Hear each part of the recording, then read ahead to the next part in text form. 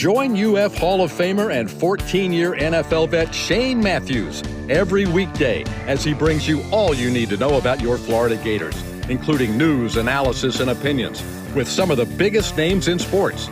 Find us on Spotify, Apple Podcast, Google Podcast, or wherever you listen to your favorite podcast. Or watch us live at 8 a.m. on Facebook, YouTube, and Twitter.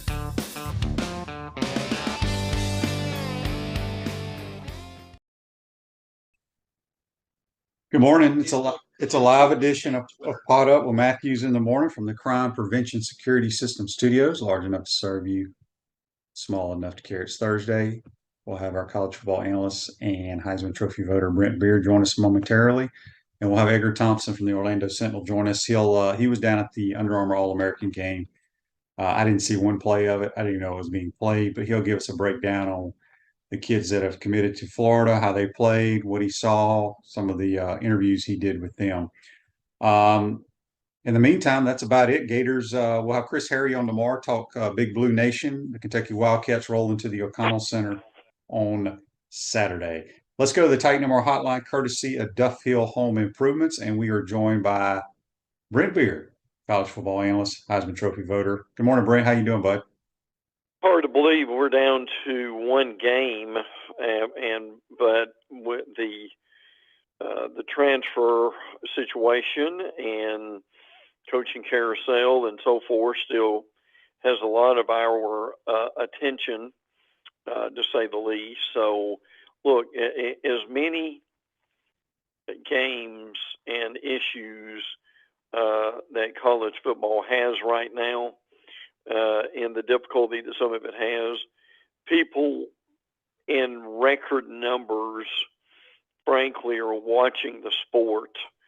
So hang on to that thought, because of all the problems this sport has, people are still watching, and until that changes drastically, the sport still will remain healthy at some point. Yeah, you got Washington and Michigan on Monday night for the national title. Brent, I think it's the first time in a long time that two teams are playing for the national title that weren't ranked in the top 10 in recruiting. Did I read that correctly? Yep, that is correct. You did, and which is amazing to think about that. At the same time, this will be as a matter of fact, now, look, that doesn't mean both these teams do not have really good players, because they obviously do. But the reality is both these teams have not been in the top 10 in recruiting. And because of that, people have looked down on them a little bit. So, and I give Dave Bartu credit for this. This century, 46 teams involved, and we've seen 5 teams outside the top 10, and this year we have 2 teams outside the top 10 in recruiting. So just something to throw out there. Thought that was interesting, that look, the best recruiting teams, Georgia and Alabama and Ohio State, are always going to be up there. But it is very interesting to see 2 teams who have been outside the top 10 who have done this well. Richard on YouTube, brought to you by Quality Plumbing, wanted me to mention that the Gators women's basketball team plays number 1 ranked South Carolina tonight in the O'Connell Center. Yeah, I failed to mention that. Thanks for letting me know there, Richard. Hopefully, boy, Dawn Staley's always got a great team. So that should be, hopefully the crowd will be good tonight, and Gators can put up a fight, see what happens. Andy asked, Shane, did you see that Jeff Driscoll's starting for the Browns on Sunday? Why has he hung around so long? I didn't know he was starting. Wow. He's an athletic guy. He's probably a great teammate, and he probably knows his plays. When you're a backup quarterback in that league, you don't practice, you never get a rep hardly. But he's a big, strong arm guy. There's been a lot of backup quarterbacks playing in the National Football League this year. Brent, let's go back to the Monday night game, specifically the Alabama game. You're an Alabama guy as well. A lot of people, I was surprised, and I think you got to give Michigan a lot of credit here because Yeah, I feel like they had a longer time, which they did, a couple of weeks to prepare for Alabama and Jalen Milroe. I think they put him in some situations that he was not comfortable in. right. Um, they kind of kept him in the pocket. They gave him some different looks. We know he's not a great thrower, but he's made some plays this year. But I think that was the key for Michigan to beat them is they had extra time to prepare for Jalen Milroe. And I saw somewhere like half the snaps that Alabama ran were bad snaps, supposedly, which Yes. doesn't help the quarterback at all. But No. what's the thought coming out of Tuscaloosa right now? Well, I think the overall thought is that when they look back, where they were after the South Florida game and how, frankly, dysfunctional they were at that point, to have rebounded and beaten all their rivals, including their chief rival on an iconic play, and then beating Georgia to win the SEC championship and make the playoffs, still was an incredible year. Now but a lot of the things that bugged them over the year resurfaced in the Rose Bowl. Now, there's no doubt Michigan deserves a lot of credit for what happened. Michigan outcoached them, and they were more physical. And then I don't care how complicated we make football, the line of scrimmage still, I think, determines most of everything. But Milroe was, frankly, uncomfortable the whole game, virtually. And you can talk about this. He got sacked twice on their first possession. And when you get hit like that twice when the game first begins, it may take a while to get over that if you ever do. And the other situation was the offensive line still would struggle. Caden Proctor played the game on their offensive lineman. He tore ligaments in his foot and played the whole game that way. Now, I don't know why necessarily he wasn't replaced, but he wasn't, and he did the best he could.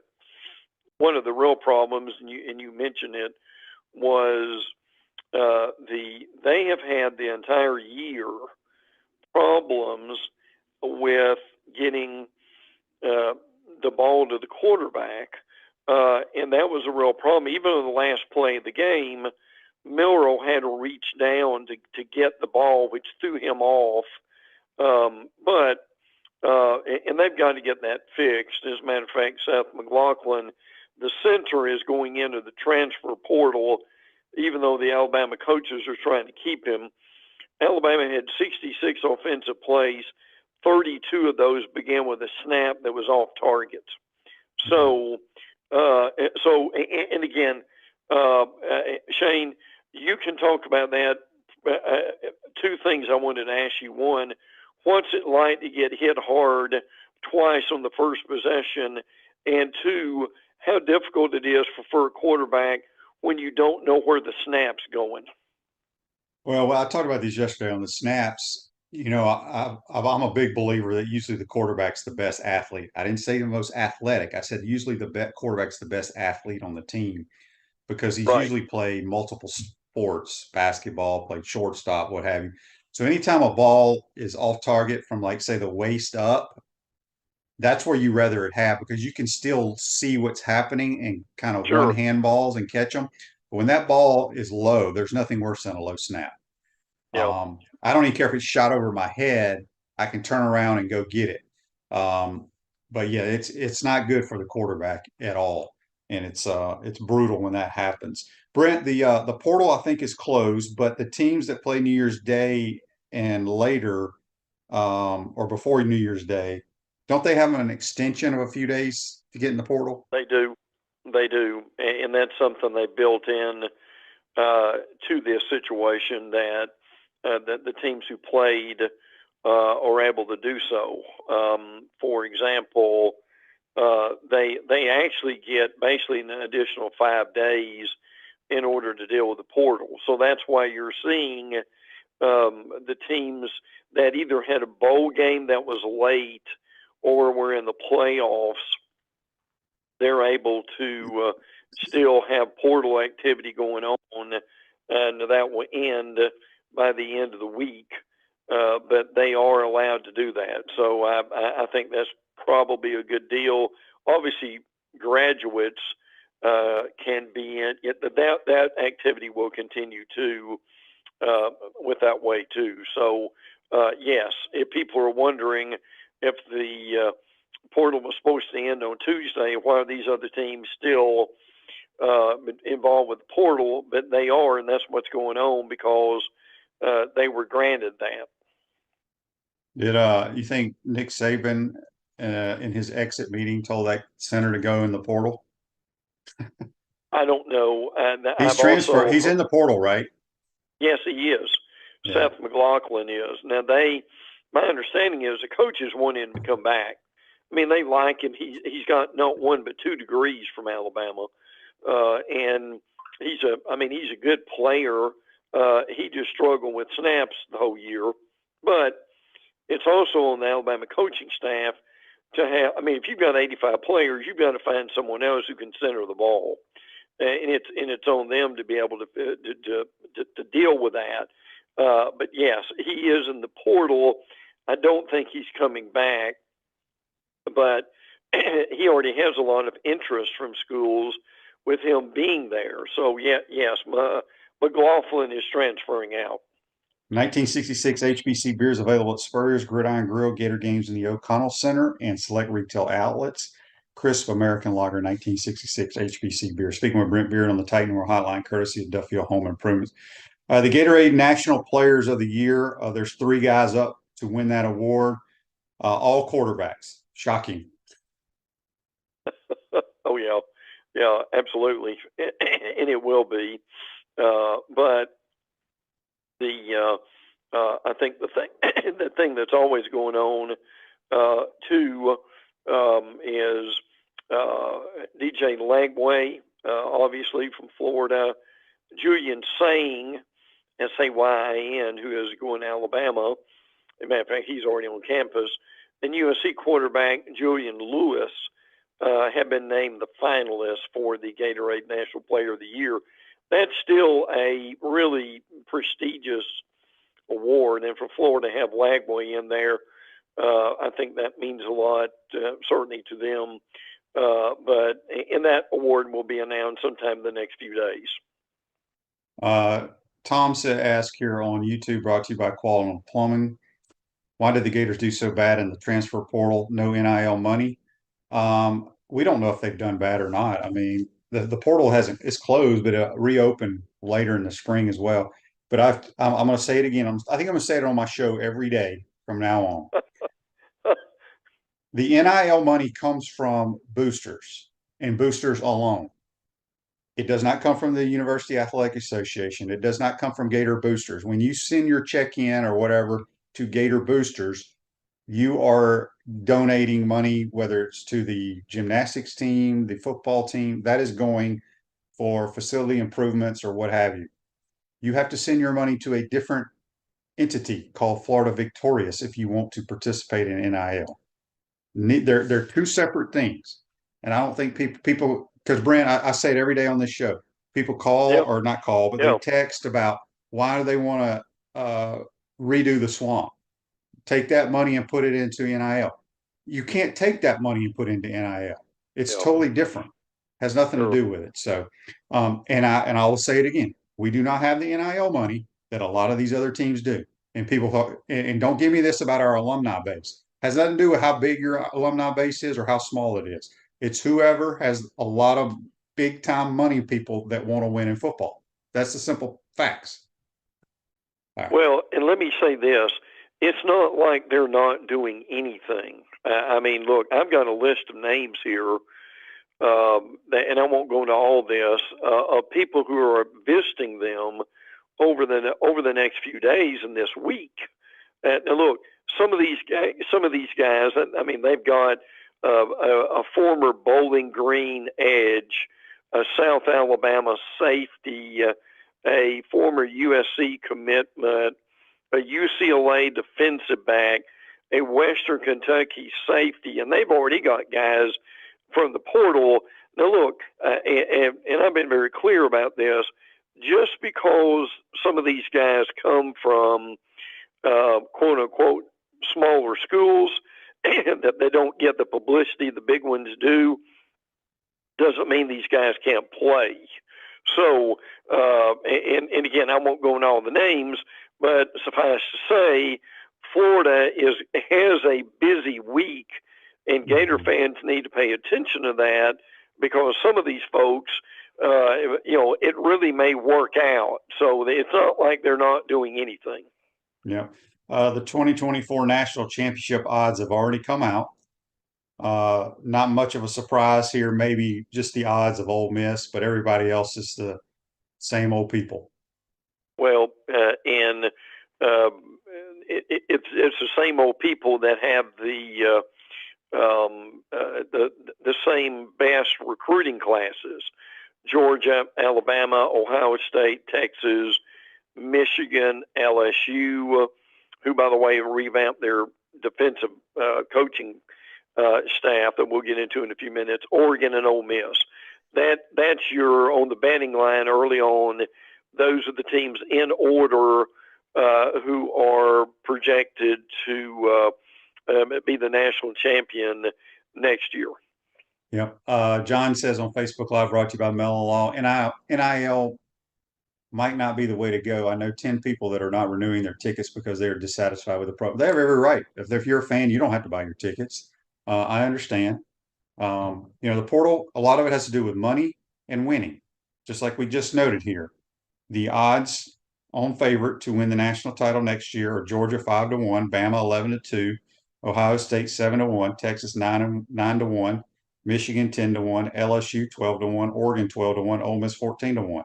Every one of those teams had great years, and they have a lot of freaking money.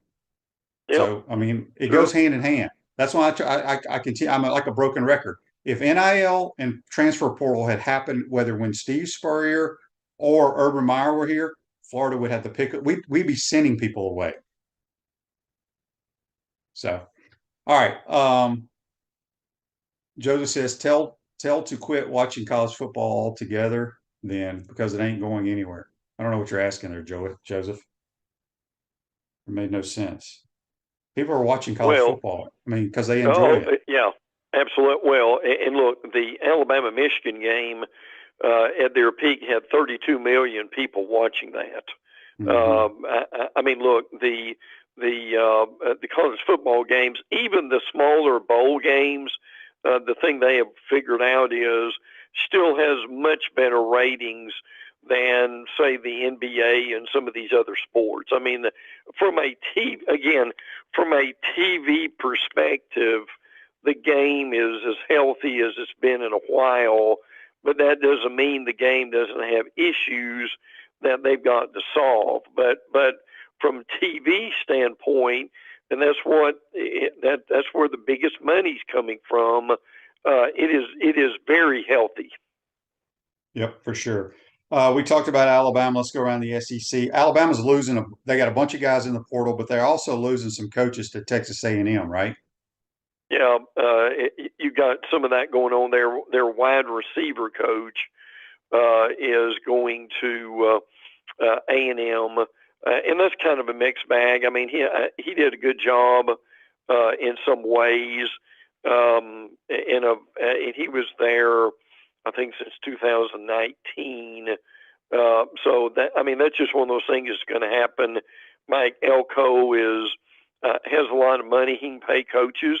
But, the thing we don't know is, was it time there to also make a change, according to Nick Saban? So that's something we'll watch carefully. But Alabama's like everybody else.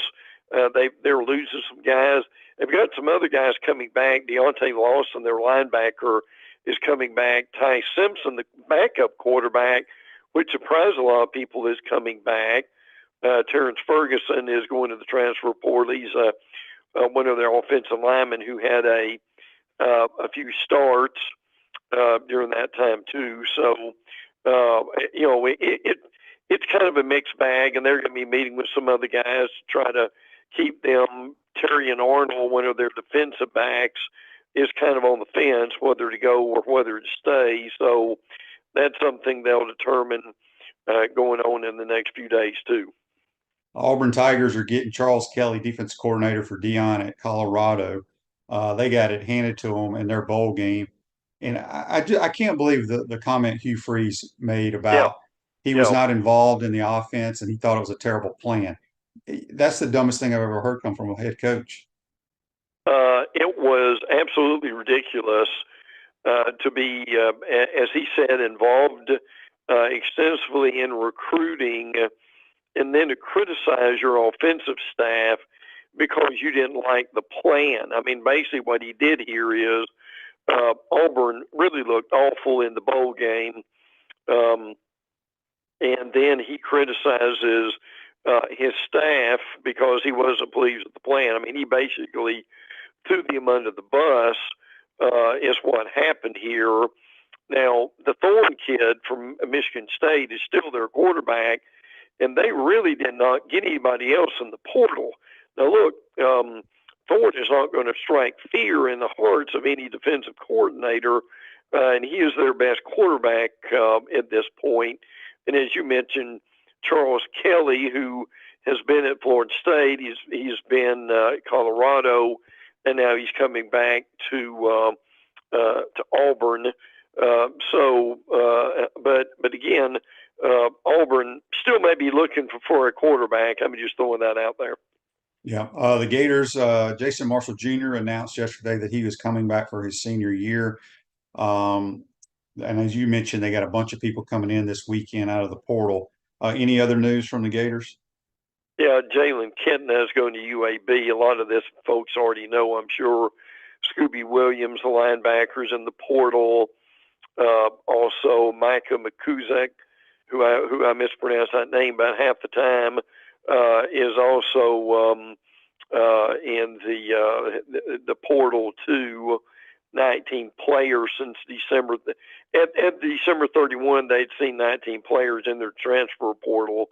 So, and frankly, look, people may think that's a lot of players, but Shane, to be honest with you, and tracking this stuff, that's pretty much on par with a lot of schools.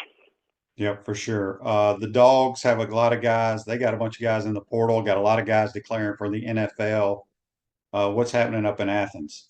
Yeah, I'll just run through this real quick with the headlines here.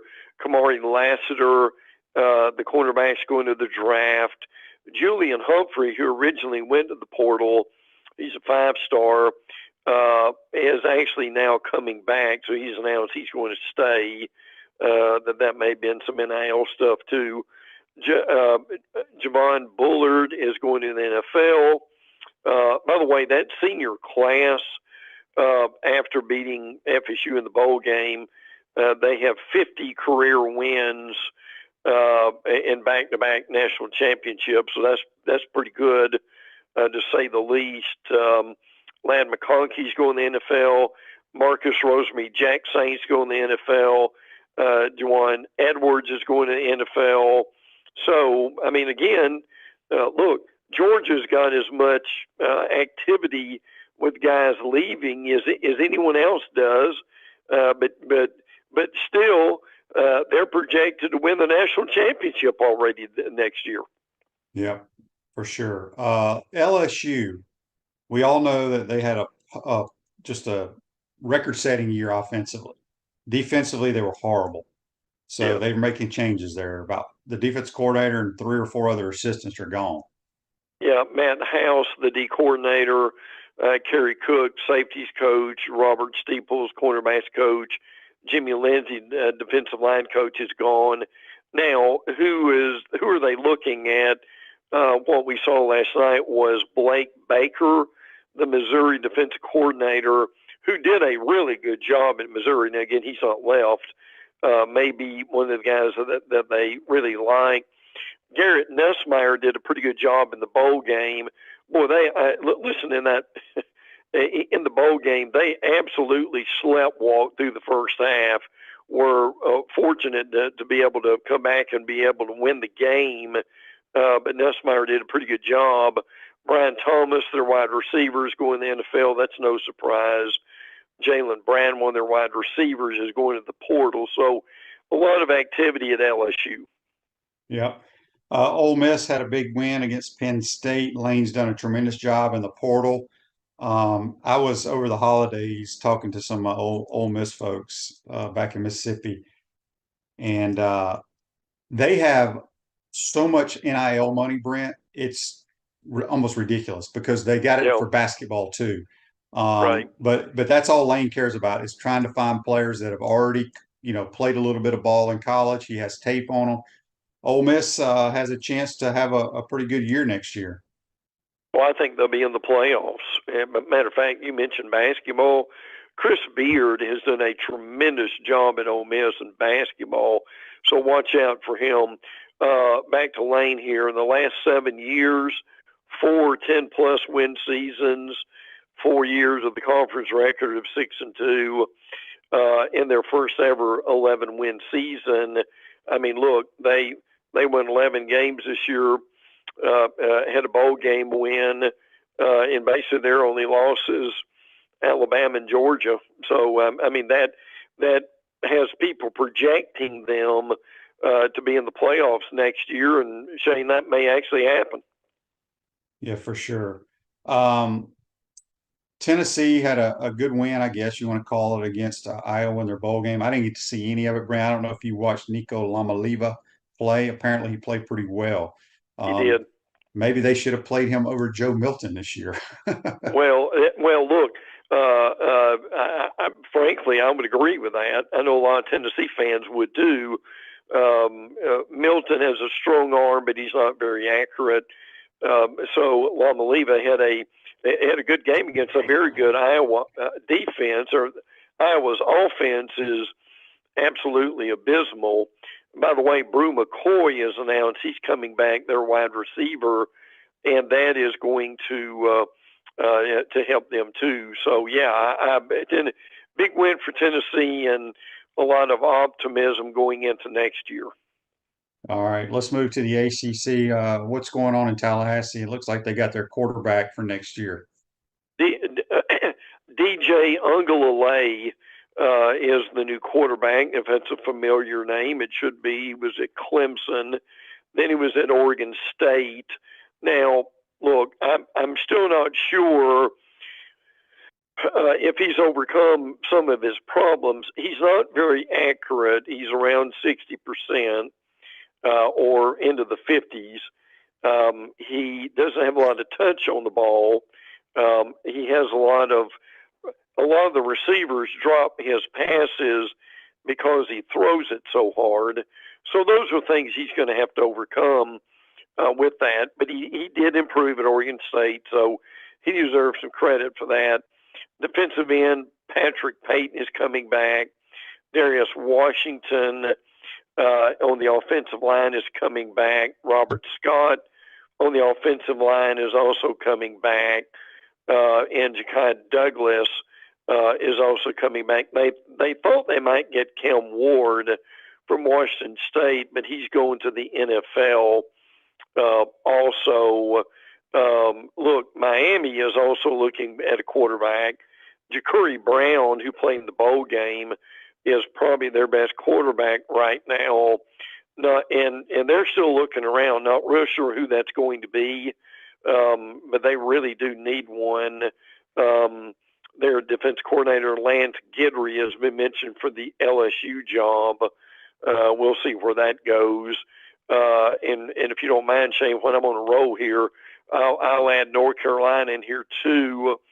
If people haven't heard, Gene Chizik, former Auburn coach, was the D coordinator at North Carolina. Thought they would fix the defense. They did not. So Mac Brown and Gene Chizik have had a mutual parting of the ways.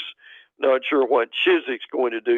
He was on the SEC network for a few years and frankly did a nice job. So I'll be interested to see if he goes back into television or not.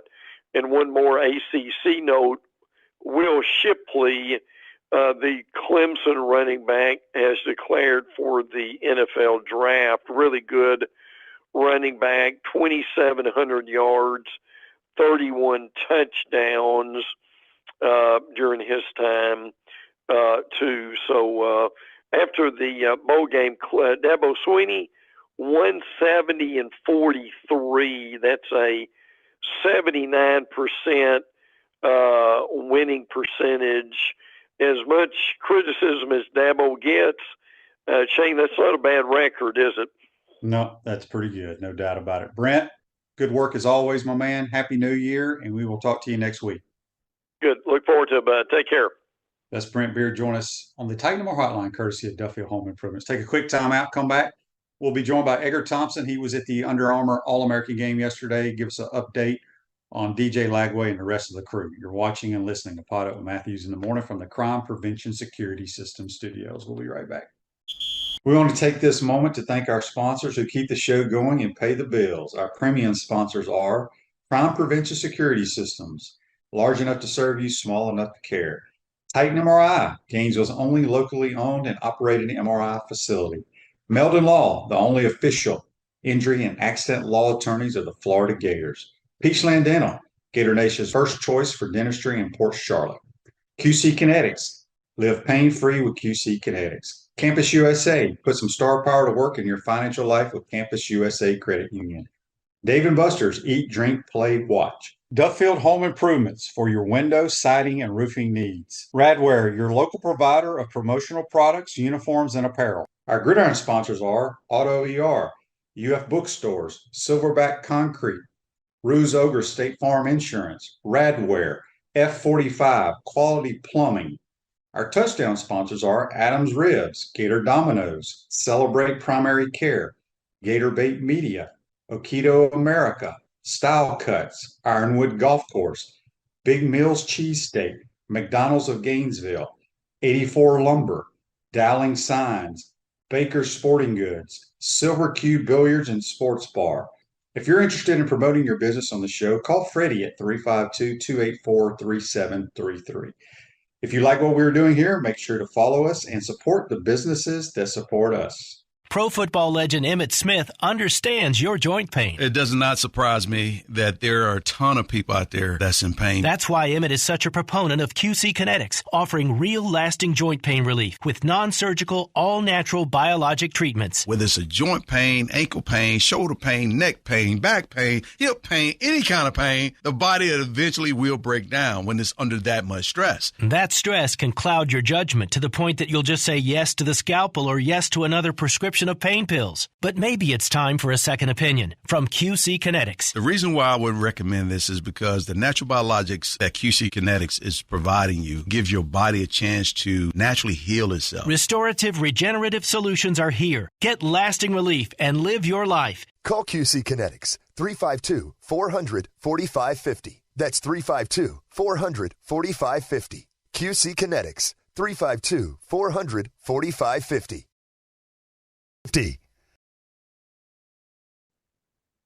Welcome back to the Crime Prevention Security System Studios, large enough to serve you, small enough to care. Silverback Concrete's a family-led team of heavy concrete specialists that build commercial structures with unrivaled quality. Silverback Concrete, you stand on it, we stand by it. Going to the Titan MR hotline now, courtesy of Duffield Home Improvements, and it's from the Orlando Sentinel, Edgar Thompson. Good morning, Edgar. How you doing, bud? Hey, Shane. Freezing. Well, it's going to warm up a little bit. It's not as cold as it's been. Edgar, you were in Orlando yesterday for the Under Armour All-American game. How'd that go? Was it fun? Were you just down there one day, or did you go down to the practices, or what? No. I'd been off. I'd been off for a good stretch, thankfully. And Kevin Brockway and Gainesville Sun reporter, it was spur of the moment for me, I'll be honest. When I heard it was a 4 o'clock kick, I'm like, yeah, I think I'll go. Because I've gone in the past, you don't get them to midnight or whatever. And it's like, we have Chris Hayes, our recruiting writer, has been at the paper forever. He was covering it and wrote about Miles Graham, talking about that situation last weekend. He wrote about it. And then he wrote a DJ story, DJ Lagway. So I was like, he's got it covered. But then I'm like, I'm going to get in front of this kid.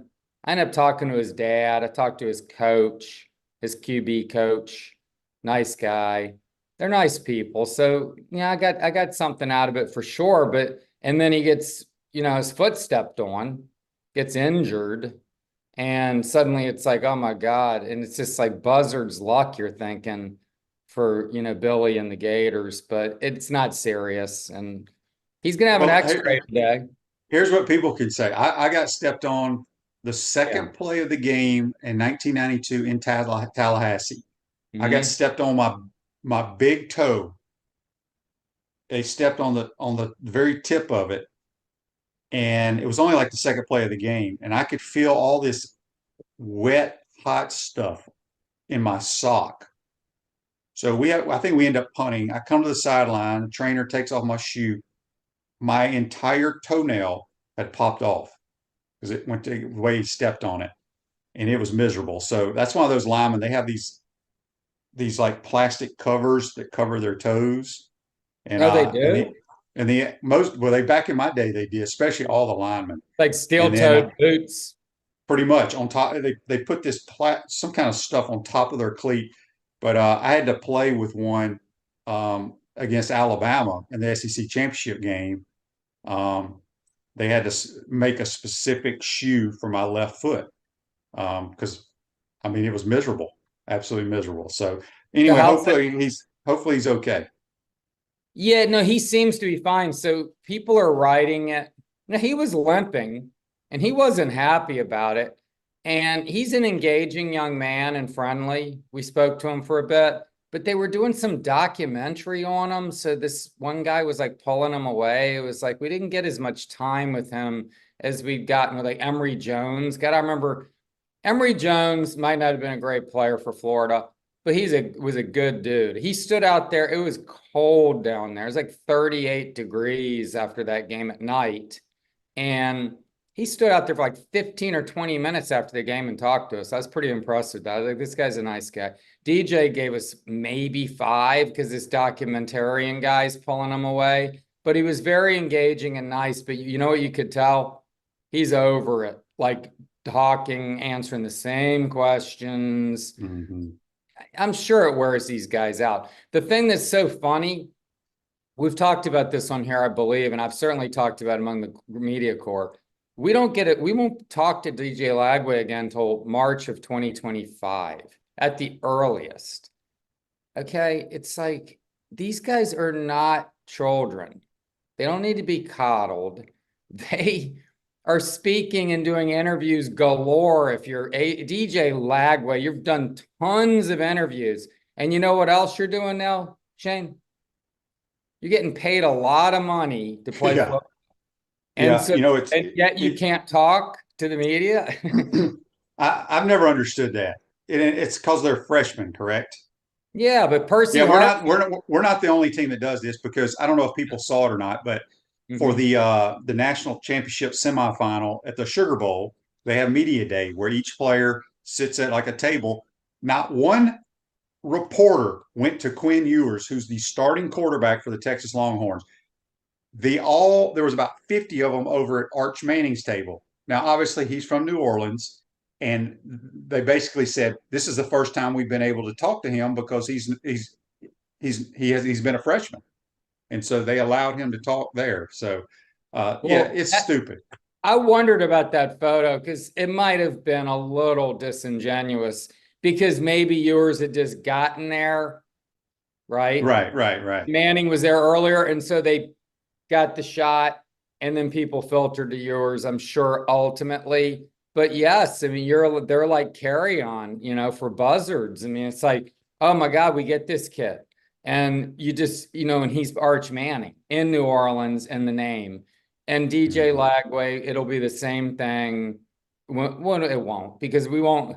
I don't think the Gators are getting to the playoffs anytime soon, but it's yeah, it's a weird dynamic. But he's a nice young man, but he was hurting first off and probably a little tired, weary of all. But yeah, he was limping a bit. Now I'm sure he's fine, but it does, like, you start, like I said, it's kind of like, oh my God, you got Well, my question is, if kids won't play in bowl games, why in the hell are they playing in this All-American game?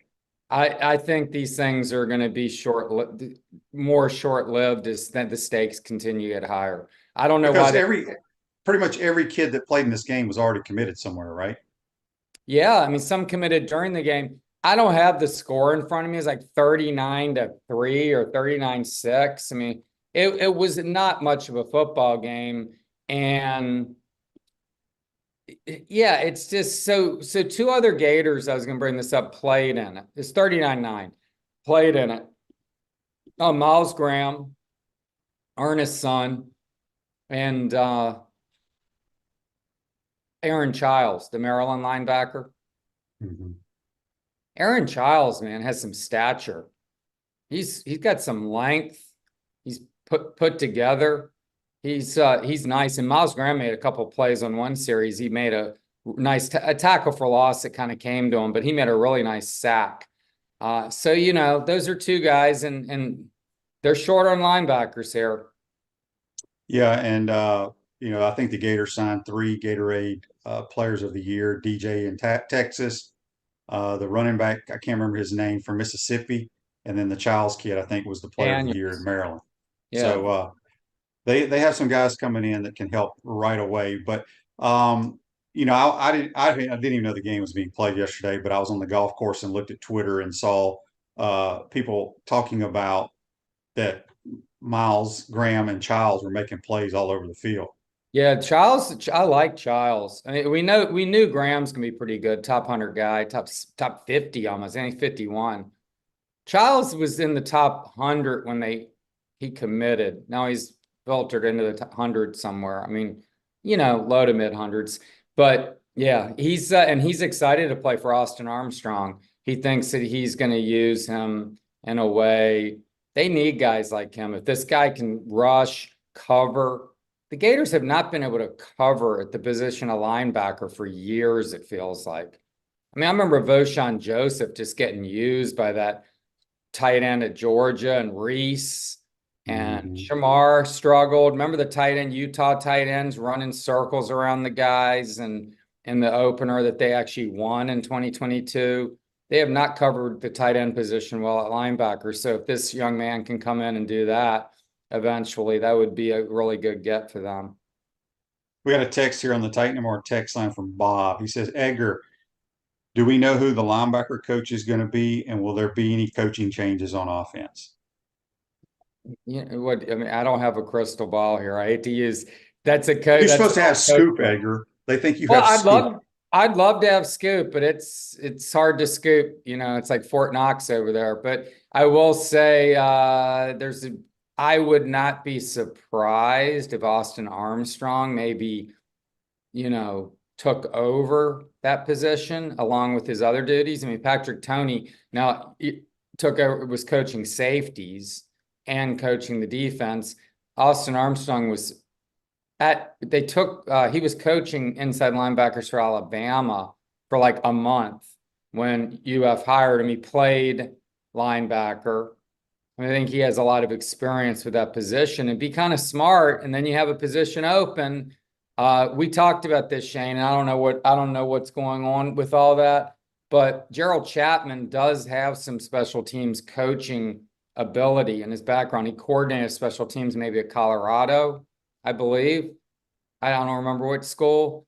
So there's that, but that is an area people keep not talking about a lot. They got to straighten special teams out, man. What was worse than special teams on the team last year? Defense. Offensive line? Defense. Okay. Well, special teams is bad. Yeah. Yeah. I mean, it's just like we had another text here. It's from an anonymous texter. He says he agrees that 100% the offense is not the problem.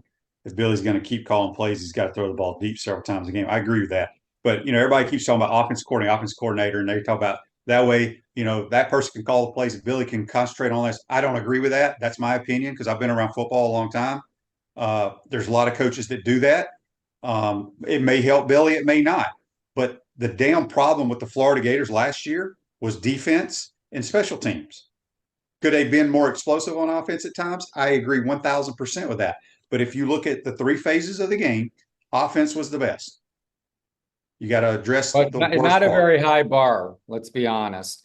Now, here's the thing, Shane, and I get it, and I was laughing because it sounds like that anonymous text came from you because I've been hearing you say this thing. It's right here. It's from an 850. He doesn't give his name, but he's got. I'm joking, of course, but it's somebody who listens to your show. The offense improved. The offense averaged 19 points in its first 5 Power 5 games. 19. Well, so don't tell me the offense, please. Hold on. The offense was a problem. Okay? It stunk for half the season. Well, and its offensive line is the problem. Okay. It's not your skill guys. Stunk half the season. They didn't have a lot of explosive plays. Now, whether that's Graham Mertz, whether that's protection, whether that's ETN missing a couple blitzes at Utah, whatever it is, it happened. The offense, to me, is not a championship offense even. I didn't say a championship offense. I said it was not the problem. What are you trying to put out there? Billy needs help. Okay. Regardless of all that, when you evaluate the Florida Gators last year, okay, if you watch their games and you look at the historical amount of yardage they gave up and the historical dumb things they did on special teams, you cannot tell me the offense wasn't good enough to win 8 or 9 games because they were easily. Now, the only thing when you talk about explosiveness, Billy needs to throw. He needs to be more aggressive and give his players a chance to make plays down the field because nothing bad will happen. Nothing bad happens when you throw the ball deep, except maybe an interception. And that's better than us punting sometimes. Give your guys a chance to catch the ball because if you throw 7 to 8 deep balls and you hit 3, that's a hell of a day. Hell of a day. No, so, I know that's your big thing, and I'm not saying, Shane, you know offensive football better than I'll ever know it. Okay. However, in fairness, to Billy, first off, is yes, the offense did improve considerably as the season went on. There's no doubt. He got a lot more out of Graham Mertz than I think people thought he was going to get. I don't think offense was, quote, the problem, but it was a problem at times. You go look at I was looking for it. I was trying to Google it. I can't find it. But there were a lot of 3-and-out possessions, lots. Even when the offense was rolling, there was a lot of 3-and-outs. There was, Shane, the head-scratching play calling, man. Are you kidding me? I agree.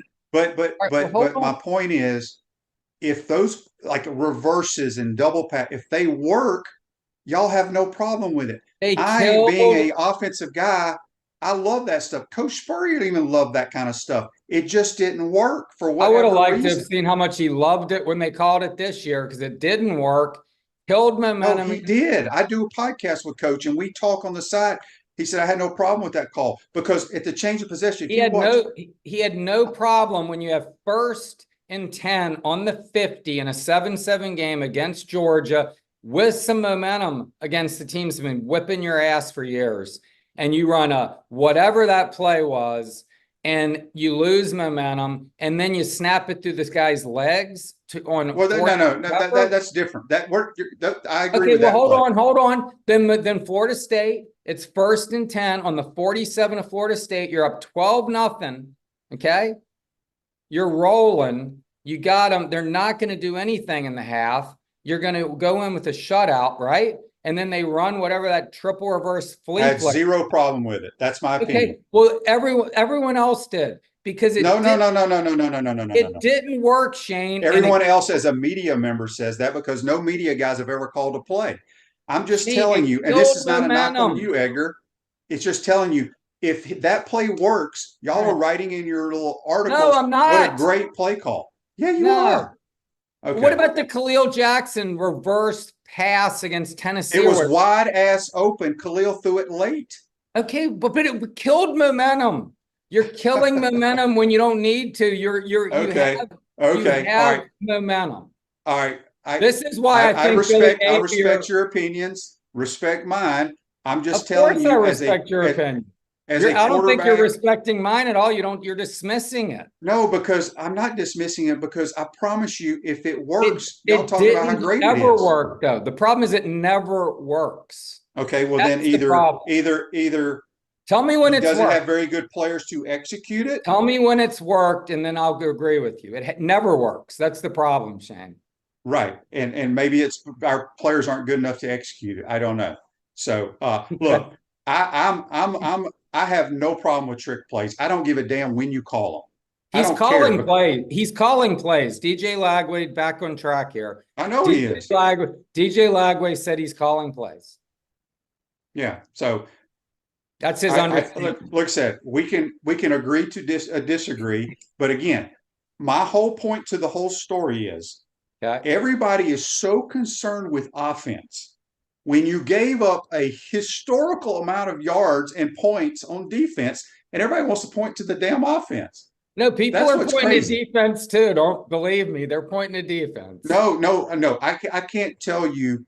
I bet this offseason, not one person has said a word to me about what are we going to do on defense. Are we going to get offensive coordinator? I was like, I don't know what games y'all watch. So, Tim says, Shane, how good was your O-line? I had a good offensive line. You can sometimes overcome your offensive line. Is the offensive line a weakness? I agree 100%. But we're just talking about the three phases of a football team. If you look at the three phases, you cannot sit here and tell me that the offense was not the best phase. Like I said, very low bar.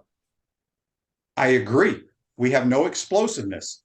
And that's due to not throwing it down the field. My point is they stunk on special teams and stunk on defense. So they better have been better at offense. Look, man, it's all good. And I like the debate. And you have great insight. So I hope I didn't offend you. I'm just saying. No, you don't offend me. I totally see where you and fans come from. But I try to look at it from a team perspective and a coaching perspective. I'm just looking at it. It doesn't work ever. When it starts. Okay, you're talking about the trick plays. Okay, I will agree with you that they don't work because we have not executed them correctly. But my point is, if it did work, y'all are praising it. No, you're right, and I shouldn't. I'm being disingenuous saying that if they flea flickered them and went up 19-0, we would have been like, ooh. I will tell you that the double pass was a tremendous call, but Khalil threw it like he was at Hawthorne, and he just fluttered it. You have to just catch it and throw. It was wide ass open. So anyway, it doesn't matter. What game was that? Was that Tennessee? And that wasn't as bad. It was early in the year. That one wasn't as bad. I really have, as you can tell, problems with those two in the big games where your margin for error is slight and you're at midfield with a first down and some momentum against better defense. I will tell you though that 99.9% of anybody that calls plays in the world would tell you when you get a turnover or a return at that's the strike zone. That's when you do something you take a shot, you run a trick play, you put the dagger in the heart, and it didn't work. But 99.9% of any play caller would have done that. I like the shot. I just saying it's just the play's too slow developing against the fastest two defenses you played all year were Georgia and Florida State. Yeah. All right. Well, damn, Edgar, it's always great having you on. Time is out already. I mean, man, we rolled through. We need to do this longer. Yeah. All right. Appreciate your time, Edgar, and we will talk to you soon, my man. All right, bud. See ya. All right. That's going to do it for today's program, folks. It was Vanderbilt on the double pass, they say here. So anyway, we can all agree to disagree. But if you know football and you look at the mighty Gators, out of the three phases, offense was not the issue. Somebody here just said we need a new defense coordinator, offense coordinator, and special teams coordinator. So we'll see what happens. Have a great day, folks. Take care. Hey.